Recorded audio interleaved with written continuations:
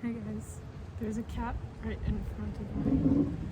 Okay, so today we're gonna do The Merchant of Venice, which is something that I already did, but the video got deleted. Anyway, okay, we're just gonna get straight into the video. So, The Merchant of Venice is located in Venice, Belmont, and it has themes of love, friendship, money, humanity, and ambition, but a bad one. Universal. Oh my god, cat, please go away. In the last video, I had my dogs making problems all the time, and now it's a cat. And like, oh my god, what? I'm not your mom, go away. So obviously it's universal, and it's like, not contemporary, I don't know what the word is. It's just like, it's so relatable still to this day. And it's still funny. Jesus Christ, what do you want, cat?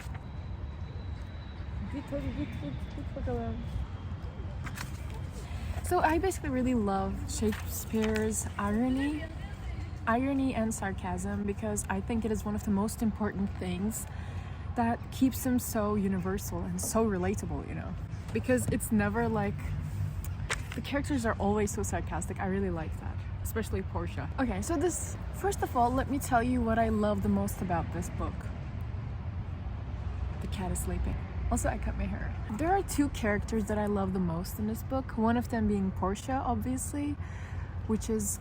Oh my god, what are you doing? Which is a character that most actors, like women actors, want to play because of the many great qualities she has. And the other one is Shylock, and I bet it's a character that most guys want to play. Especially his monologue. We're gonna get to that. And Al Pacino plays, which he's my favorite actor, so you can check that out if you haven't. I don't know. He's like... Anyway, more of that later. What I love the most about this book is that, first of all, Portia as the law doctor Balthazar. This is one of my favorite character changes of Shakespeare. I've read The Taming of the Shrew. I was reading it when I first tried making this video, but I finished it, and now I can say I still like this change better than the other ones that I've read so far. And the reason of that is because Portia is not just trying to act like somebody that we already know. Portia is making this change, like this outfit and character change, so that she can change the situation. It's like a game of chess, you know, she's not just... Yeah, okay, we're gonna get to that later. Portia is so smart, funny, and I think she's the main character because she controls the entire plot, you know, she drives the plot, basically. And secondly, I think that Shylock is a great villain. In fact, I think he's one of the best villains I've read in Shakespeare so far. And the reason of that is because he is just born that way, I guess. Either that or the unjustness got to him or something. He says something like, I would rather have my daughter dead than her having stolen my gold or money, whatever. And that's just such a sentence that shows you what Shylock's mentality really is like, because he really, really cares about money a lot. I don't know if it's racist.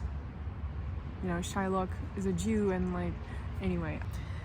So the third thing that I love the most about this book is how everybody wants and tries for the good thing to happen. For example, Bassanio helping Antonio. Like, it has a good message and it has a good ending. It's one of my favorite Shakespeare books, I think, for the sole reason that it's like the opposite of Timon of Athens. It just has a completely good message and a completely good ending. Other than Antonio not really marrying anybody, but that's not really a bad ending, it's just a side note. And the friendship theme is so strong. Bassanio, there's literally a sentence, which is one of my favorite things about this book as well. Somebody says he loves the world for Bassanio. Actually, I think Solanio says that, who's a friend of theirs, actually, Bassanio and Antonio's. Yeah, basically it has a hopeful message. And let me give you a little bit of brief of what the book is about before we get into the other things. Hello, cat. This cat really loves Shakespeare. I don't know how to pet cats because I'm a little scared, but I love it. But anyway, it's a very theater-loving animals that we have here. You can sleep there. So, in short, basically, there's this guy called Bassanio, and he wants to get married to Portia. And Portia's father has 3 separate boxes or chests, and there are people that want to get married to Portia. And in order to get married to Portia, they need to pick the right one. And there's 3 different chests. One has gold, one has silver, and the other one has lead. And the right one is the one that has lead in it. Okay, I'm gonna tell you one thing about that. There's a guy called Aragon who is one of the people that are trying to get married to Portia. And he's like, oh, I'm not like the other people, I'm gonna choose silver. He chooses the silver one, and what he finds is a...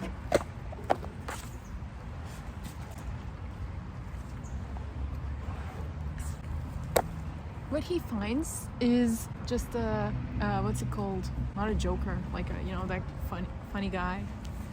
Anyway, and when he... Dude, stop doing that. When he finds that, he's like, what? Because I think Shakespeare was making fun of him being arrogant, like, oh, I'm not like the other people. You know, there's just so much sarcasm of Shakespeare. He should have been called... Never mind, that's not gonna go anywhere. So yeah, basically... he's called arrogant and like arrogant, you know, my idea. Obviously the right chest is the one that contains lead in it, obviously, because, you know, it's like, I don't know, for whatever reason, it's probably because gold is like money, lead is like, oh, silver is like, I'm not like the other people, but lead is like real, you know, it has some sort of realness in it, I suppose.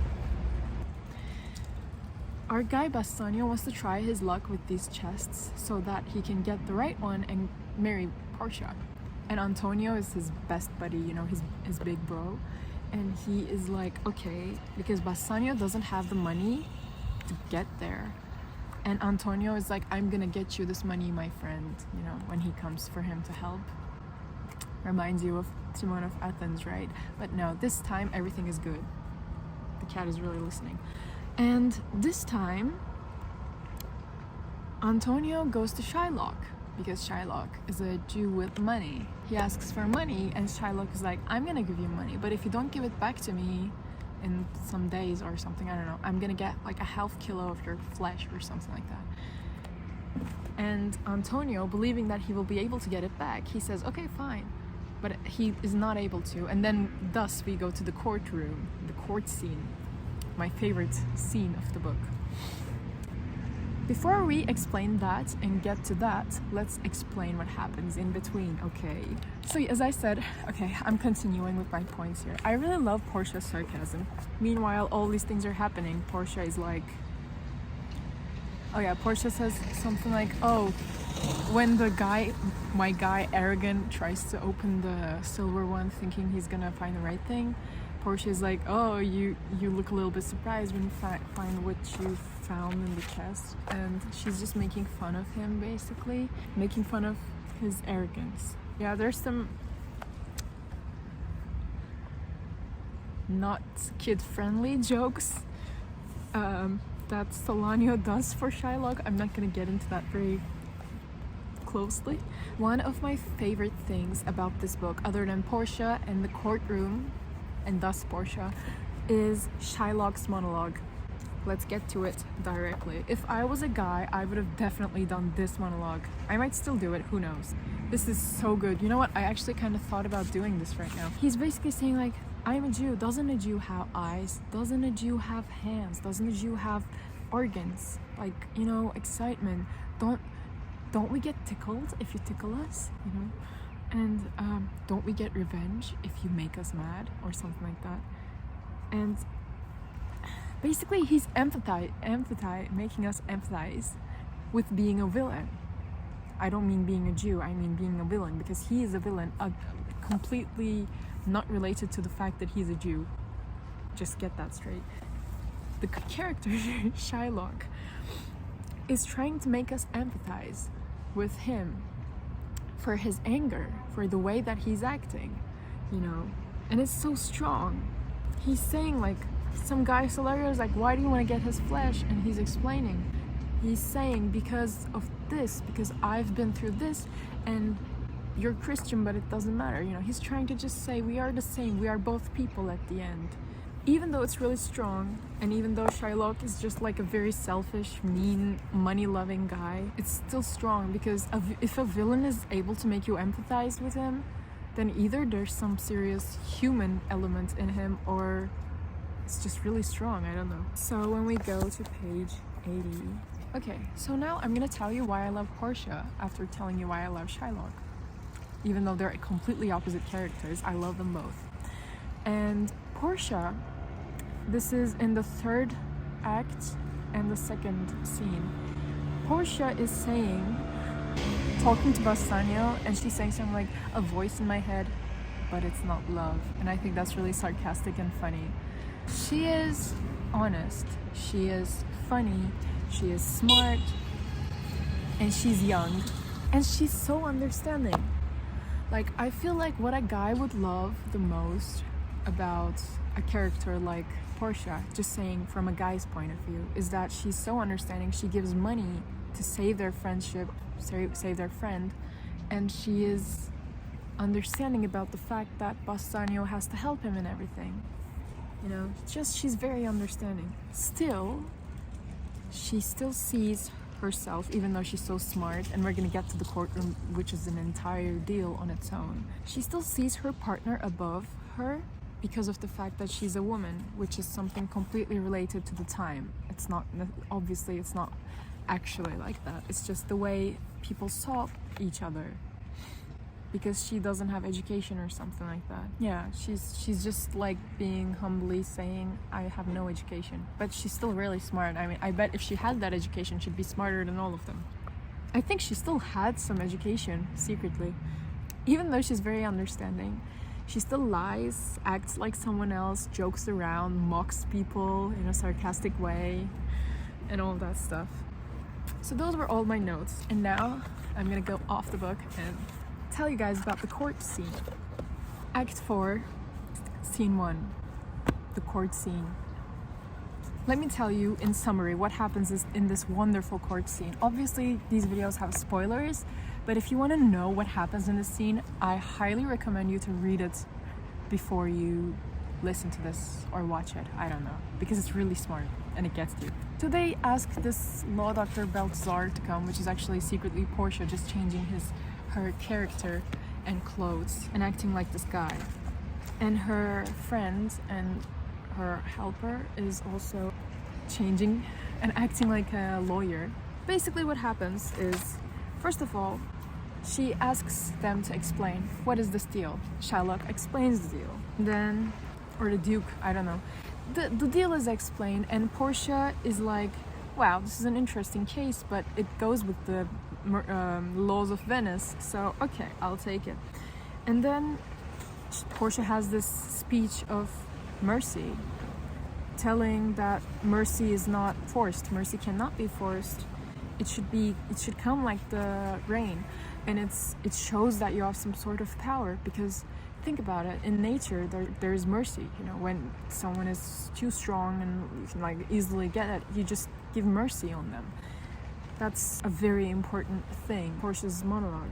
She's saying that mercy, being grateful, and all that sort of stuff is just like how we are human, basically.